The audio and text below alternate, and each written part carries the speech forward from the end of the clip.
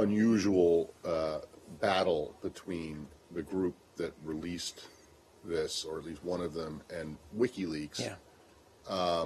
The WikiLeaks has pointed out that one of the groups that produced the story based on the Russia-related documents is funded by USAID. Yeah. What's the deal with that? So this is I think you're referring to the Organized Crime and Corruption Reporting Project. Right. So they have received support from various donors, including the U.S. government. This organization conducts investigative journalism, primarily, I think, in Europe.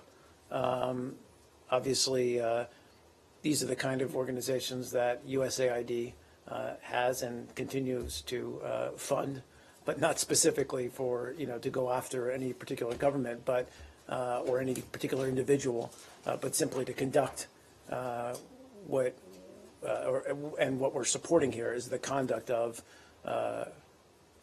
independent investigative journalism that we believe can shine a light on corruption. Because, as the Secretary on down have said, corruption continues to have a corrosive effect on good governance around the world. So it's part of a core tenet of our foreign policy that we support organizations that go after corruption.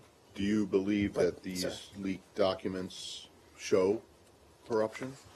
I think we're still looking, frankly, at whether they show corruption. I realize it's a several-day-old story now.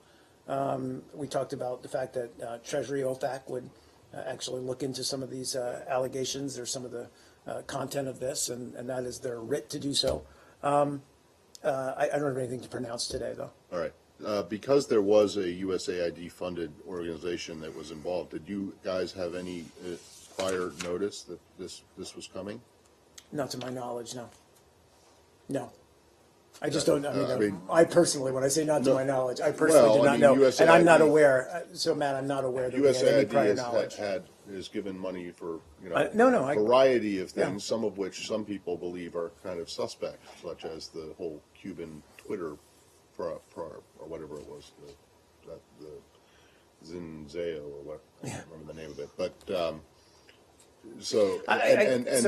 they knew that was going on. So I mean. So again, to the extent of my knowledge and understanding of this incident or this issue, we had no prior knowledge, and in fact, we have no editorial control, certainly, over what this organization does or doesn't do with the money that we give it, or what it does in its to conduct its investigative journalism. But obviously, you believe in the cause of that course, it's yes, doing, of course. and so you that's why we support it. You believe that its work, that the work that it produces, is valuable and fair and yes, credible. Yes, I mean, again, we just but in fact, then, in essence, you support the publication of this stuff, right? Look, this organization, and again, I would remind you that it was part of, I think, some 200 or so journalists at over 100 of the most well-known and respected media outlets around the world. So it was hardly this organization alone that brought this story to light. And let's also, a lot of professional organizations, AP included, Reuters included, covered the WikiLeaks and used what we deem classified material and covered their stories. So I mean, it's not as though news organizations, credible professional news organizations, have not mined quote unquote classified information in the past. I'm not in any way trying to question this organization's credibility. I'm just trying to find out what the U.S. government's position is as it relates to that. I'm just saying we have no editorial control over over their their reporting. They're allowed to and permitted to cover whatever they want. So you would say it's not up to you to stand by or to not stand by their reporting. Okay, last one.